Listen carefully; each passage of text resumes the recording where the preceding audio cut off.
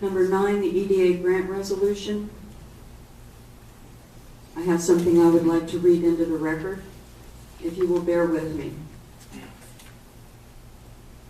On behalf of the citizens of Ford City and the Borough Council, and with the assistance of Congressman Mike Kelly and his office staff, I reached out to the Economic Development Administration, EDA, in February of this year in an effort to resolve a debt that resulted from the default of a grant awarded by EDA related to the renovation of the former PPG Foundry, Heritage, and Technological Park investment.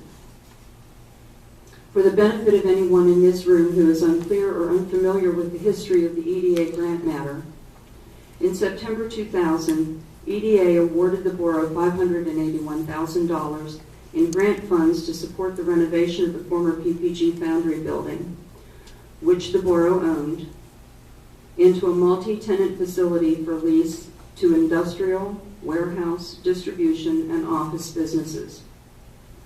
In order to receive the $581,000, Ford City had to sign a contract with the EDA, laying out all the terms and conditions of the grant. The Borough signed this contract in October 10, 2000.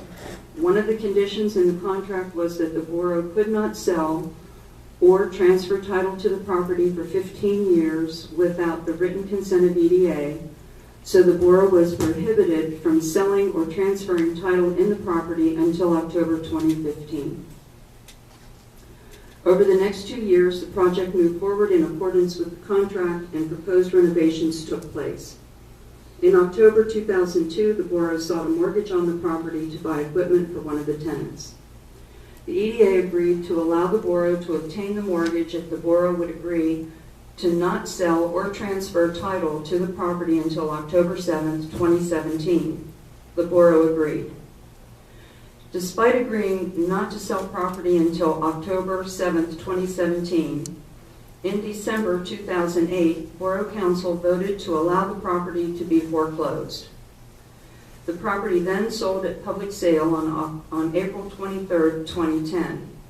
The sale of the property in 2010 constituted a breach of the Borough's contract with the EDA. As consequences to breaching the contract, EDA demanded the Borough repay the grant in full. Over the next several years, settlement discussions ensued between the EDA and the Borough. On October 3, 2014, Council was notified by EDA that due to the number of years the Borough maintained compliance with the grant award, the contract, and the existence of a tenant, OEM Shades, on the site of the PPG Foundry Building Number 2, EDA would be willing to reduce the original debt of $581,000 owed by the Borough to $116,200. On October 16, 2014, the Borough manager at that time responded to EDA, stating the Council would consider EDA's offers and respond by December 2014. On December 31st, 2014, the Borough sent correspondence to the EDA detailing its financial obstacles, but did not commit to or accept EDA's offer of settlement. On April 22, 2015, citing their October 3rd letter and the Borough's October 16th response, EDA notified the Borough in writing that due to the Borough's default and the inability to reach an agreeable settlement resolution, EDA was demanding repayment of the full $581,000 plus applicable interest at a rate of 2.25%. EDA demanded payment within 60 days, noting that if payment in full was not received within 60 days, EDA would take all appropriate steps to collect the delinquent debt, including referring the debt to the U.S. Department of Treasury, reporting the debt to the IRS as tax income, or offsetting the debt with payments credits that may be owed to the Borough. On June 17, 2015, only days before the Borough's 60-day repayment deadline would lapse, Borough Council sent a letter to EDA seeking reconsideration of EDA's demand for repayment based on the many economic factors assaulting the borough and requesting the debt be forgiven. On August 13, 2015, EDA denied the borough's request for reconsideration, citing no compromise offer has been made to facilitate a resolution, nor, as we had hoped, to renew the $116,200 offer previously discussed. Once again, the EDA moved to establish a debt against the borough in the full amount of $581,000. 8 days later, Borough Council reached out to the EDA and offered 2 repayment options for the EDA's consideration. Option 1 was to reestablish the original repayment of $116,200 to be paid in 3 installments.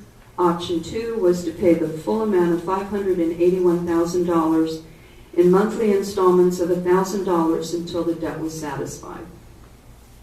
EDA denied both offers and reiterated its demand for repayment of the full $581,000. No payment was ever made by the borough. Throughout 2016, many citizens of Fort City, business owners, and various local officials asked about the status of the debt with the EDA. It remained the elephant in the room. There have been few topics in the borough that have been more divisive than the grant default, nor have there been topics more heatedly debated.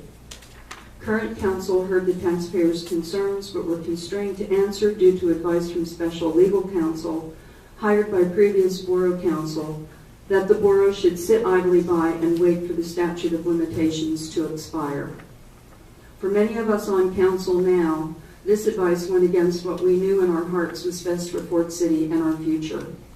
Additionally, as recommended, the recommendation made by the EIP process, Borough Council has been urged both by DCED and Novak Consultants to resolve the debt.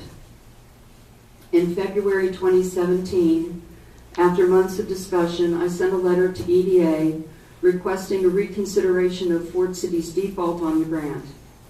At that time, I requested the help of Congressman Mike Kelly's office to facilitate our request with the EDA, which help was generously offered. Linda Cruz Carnal, Regional Director of the EDA in Philadelphia, responded favorably to my request, and we have been in negotiations with the EDA since that time. At this time, I am pleased to announce that the settlement has been reached. EDA has agreed to honor its original offer of $116,200.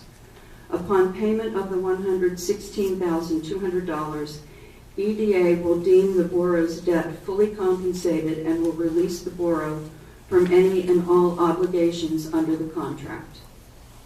I would like to take this opportunity to thank Congressman Mike Kelly, Senator Bob Casey Jr., Senator Pat Toomey, State Senator Don White, State Representative Jeff Pyle, and their staffs for their efforts on our behalf in the original negotiations to mitigate this debt.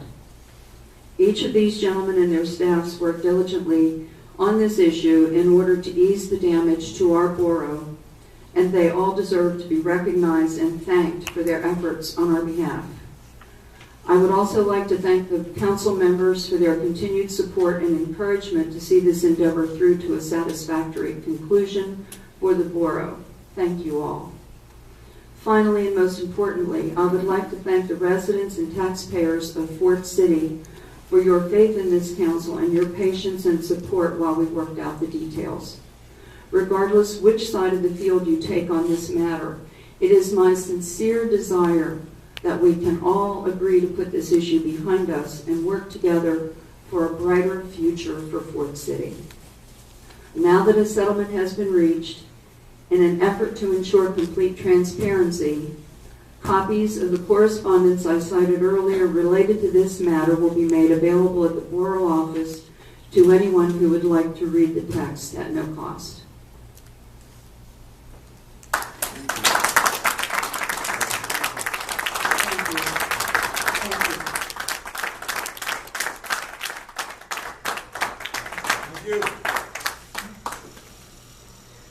Do I have a motion to adopt resolution number 19-2017, authorizing the execution of an agreement on compensation of the federal share, termination of award obligations, release with the United States Department of Commerce Economic Development Administration related to the financial assistance award granted to the Borough on September 8, 2000. So moved. Let's not all talk at once. Second. I have a first by Tyson Klugen, and I have a second by Ray Klugen. Are you entertaining any questions? Not at this time. Why is that? Because Ms. Solicitor, she brought forth information that is not contained in the motion, nor did we have an idea that it was. Sure, and we had public comment at the beginning for agenda items. I understand. If you have questions now, council wants to entertain them, that's fine, or we can answer questions during the second public comment section at the end. The public comment portion of the meeting at the beginning is intended to capture comments for all agenda items. So that's when we would have I anticipated understand there'd be that there was questions. information that she just brought forth that is not contained.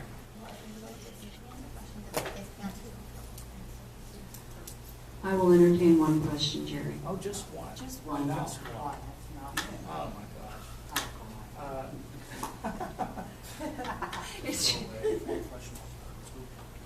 You said that you reached out to the EDA and made an offer. I'm curious by what authority you did that, and did you have the consensus of the majority of council? I did that as president of council with the explicit direction from the solicitor that that was within the powers of my office to do so. How important is this issue, paying this money back? How important is it to? Right under CPR for life. Okay, do you agree with that? That it's a very important issue? Why would you not hold the town hall meeting to allow the Why did you taxpayers- not, Jerry, when We you did. had the opportunity?